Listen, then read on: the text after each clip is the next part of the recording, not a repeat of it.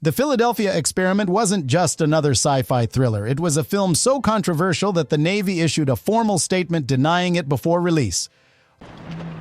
German. A real sailor sued the studio claiming it was his life story. Government observers monitored the set. And the physicists hired to consult became so alarmed by the real science, they demanded the dialogue be changed.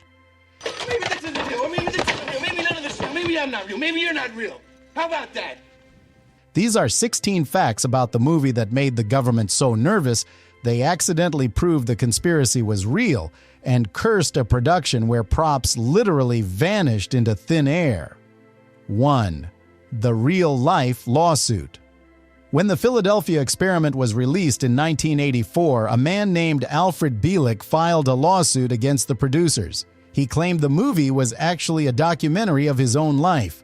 Bielek insisted under oath that he was a sailor who had physically jumped off the USS Eldridge in 1943 during a secret Navy experiment and had literally traveled through time to 1984. He provided detailed testimony about the experiment, the electromagnetic fields, and the horrifying side effects he witnessed. The court dismissed his claims as delusional and threw out the case. But Bielek's testimony became the foundation for dozens of conspiracy theories that persist to this day. He spent the rest of his life appearing at UFO conferences and conspiracy conventions, insisting the film had exposed a real government cover-up. Whether Bielek was genuinely insane or running an elaborate hoax is still debated, but his lawsuit gave the film an air of authenticity that no marketing campaign could buy. 2. A haunted ship. The production couldn't secure access to the original USS Eldridge for obvious reasons. It was either scrapped, sold to Greece, or hidden by the Navy, depending on which conspiracy theory you believe. Instead, they used the USS Stuart, a real World War II-era destroyer escort with its own dark history. During filming, the crew reported strange cold spots in certain sections of the ship, unexplained malfunctions of electrical equipment, a general sense of unease that made people avoid working below deck at night. The Stuart had actually been captured by the Japanese during World War II and used against American forces before being recaptured. That gave it a heavy, cursed reputation among naval historians and the sailors who worked on the film. Whether the hauntings were real or just the power of suggestion feeding off the ship's history, the atmosphere of dread on set was genuine. It shows up in the performances. 3. The fused sailor horror. One of the most iconic and disturbing practical effects in the Philadelphia Experiment involves a sailor who has been physically fused into the steel deck of the ship, his body grotesquely merged with the metal, as if he'd been teleported halfway through solid matter. The makeup team used a combination of liquid latex, prosthetics, and real scrap metal to create the effect. Building the fusion in layers to make it look like flesh and steel had genuinely merged at the molecular level. The result was so realistic and viscerally horrifying that several extras on set became nauseous when they saw it. They outright refused to work in that section of the ship for the rest of filming. It's one of the most effective body horror effects of the 1980s, and it's made more disturbing by how casually the film presents it. This isn't a monster or a jump scare. It's just what happens when you mess with forces you don't understand. 4. The vomit hole. To create the visual appearance of the electromagnetic vortex that opens during the experiment, the production used early experimental light refraction techniques and high-frequency strobe lights that flickered at specific rates. The problem? These lights were so intense and the flicker rate so disorienting that they triggered flicker vertigo in several crew members. That's a form of motion sickness caused by rapid visual stimulation. It can cause nausea, headaches, and even seizures in extreme cases. Multiple people vomited on set during the portal sequences. The crew started calling the soundstage where these scenes were filmed the vomit hole. It's darkly appropriate that a film about dangerous experimental technology was itself using experimental visual techniques that made people physically sick. A feedback loop between the fictional danger and the real danger on set. 5. John Carpenter's Fingerprints. Horror legend John Carpenter was originally attached to direct the Philadelphia Experiment. He even wrote an early draft of the screenplay. Carpenter was deeply interested in the conspiracy theory and wanted to make a paranoid thriller about government experiments gone wrong. He eventually left the project to direct Starman instead. But Carpenter's signature style, minimalist tension, atmospheric pacing, a focus on dread rather than action, was deliberately retained by the new director, Stuart Raffel. The film has Carpenter's DNA all over it, from the slow-burn horror of the fused sailors to the paranoid distrust of authority figures. It's one of the best John Carpenter films that Carpenter never actually directed. You can feel his influence in every frame, even though his name only appears in the writing credits. 6. Filming in a secret power plant. The massive generator room shown during the experiment sequences wasn't a set built on a soundstage. It was filmed inside an actual high-security hydroelectric power station with real, functioning electrical equipment. The crew was restricted to very specific areas marked with tape. One wrong step near certain pieces of machinery could have resulted in electrocution or actual vaporization from high-voltage current. The actors said this genuine danger made their fear scenes extremely easy to play. They weren't pretending to be terrified of dangerous technology. They were actually scared of accidentally touching something that could kill them instantly. The production insurance must have been astronomical. It's a miracle no one was seriously injured. But the authenticity of filming in a real power facility gives those scenes a weight that a studio set could never replicate. 7. Michael Pare's method. Acting.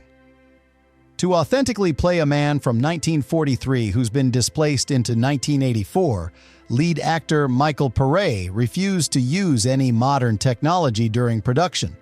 He wouldn't listen to 1980s music, wouldn't use a Walkman, avoided watching contemporary television. He tried to maintain a genuine sense of culture shock whenever he stepped in front of the camera. Pare wanted his confusion and disorientation about the modern world to feel real rather than performed. So he deliberately isolated himself from 1984 as much as possible. It's an unusual method approach that most people wouldn't notice. But it gives his performance an authenticity that elevates the film above typical time travel stories. When Pare's character looks confused by a modern car or a piece of technology, that confusion isn't entirely acted.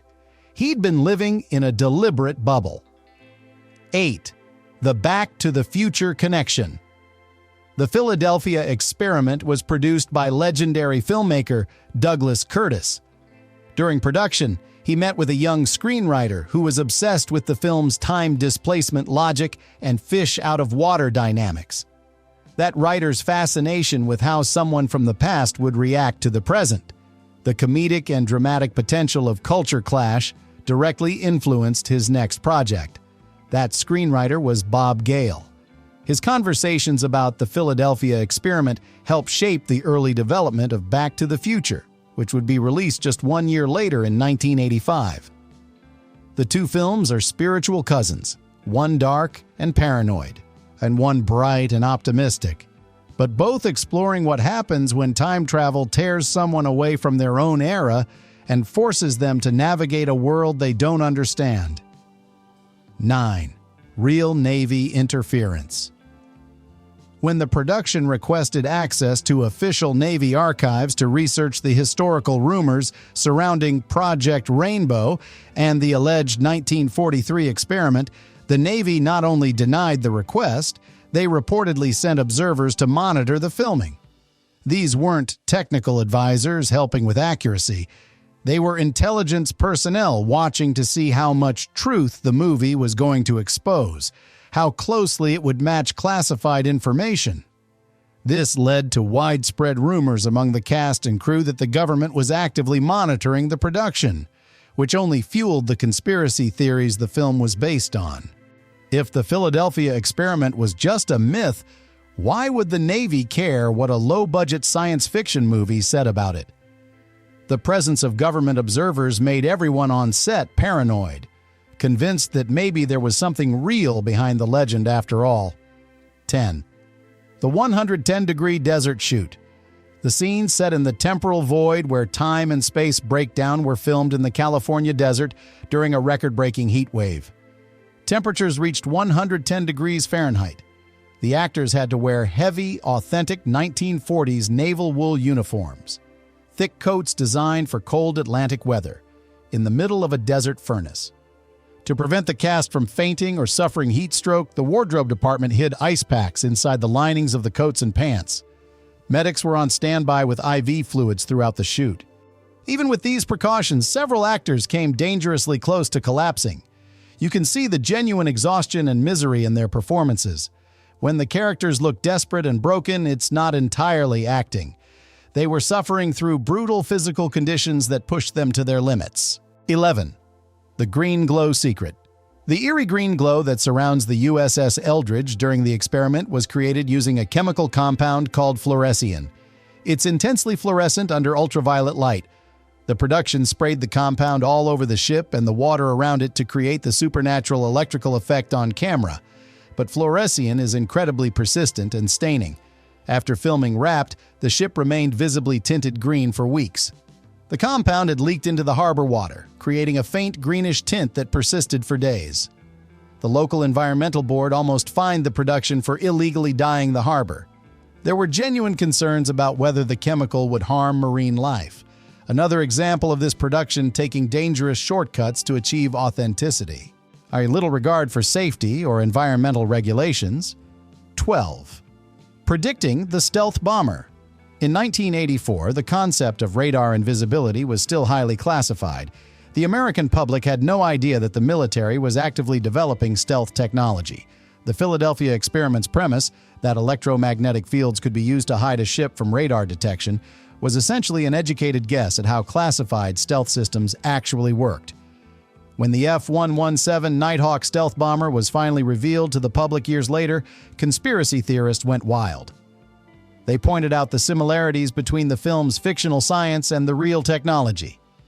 The movie had accidentally predicted or exposed, depending on your perspective, the basic principles behind military stealth systems.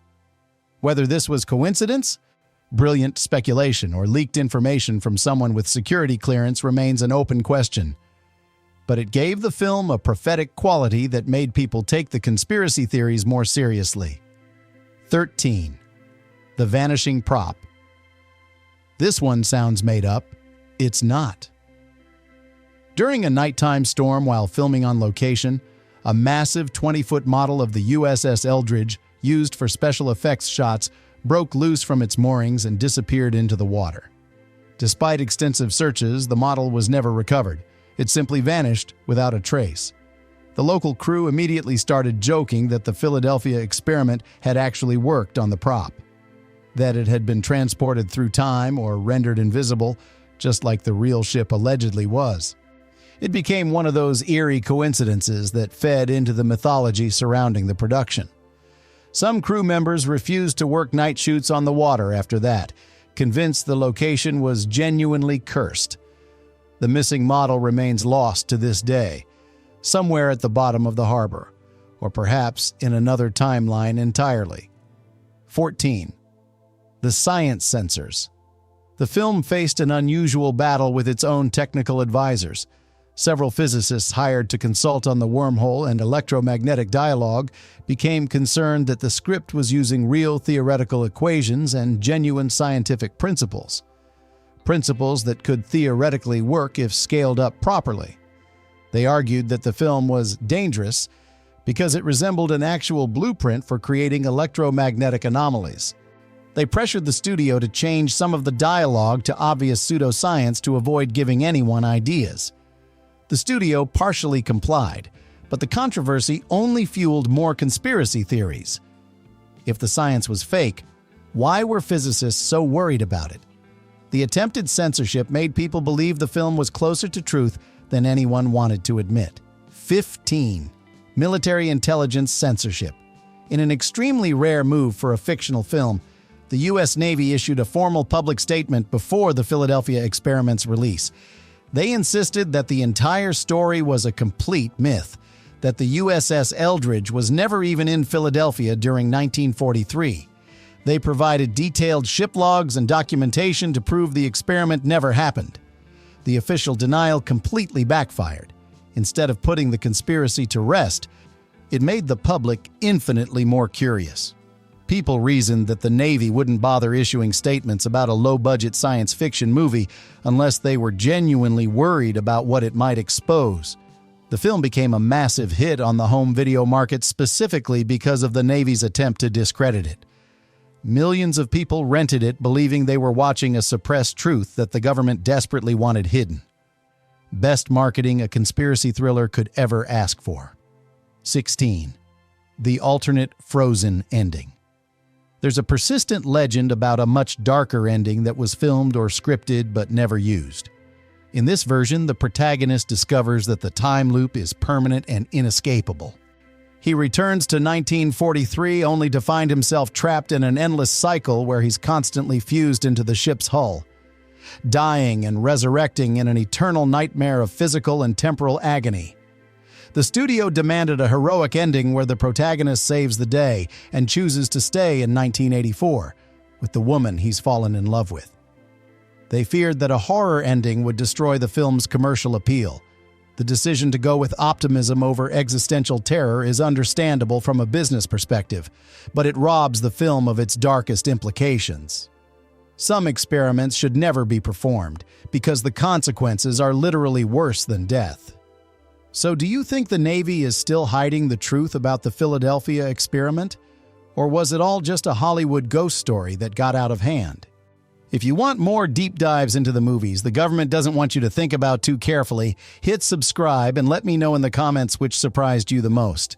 See you in the next one.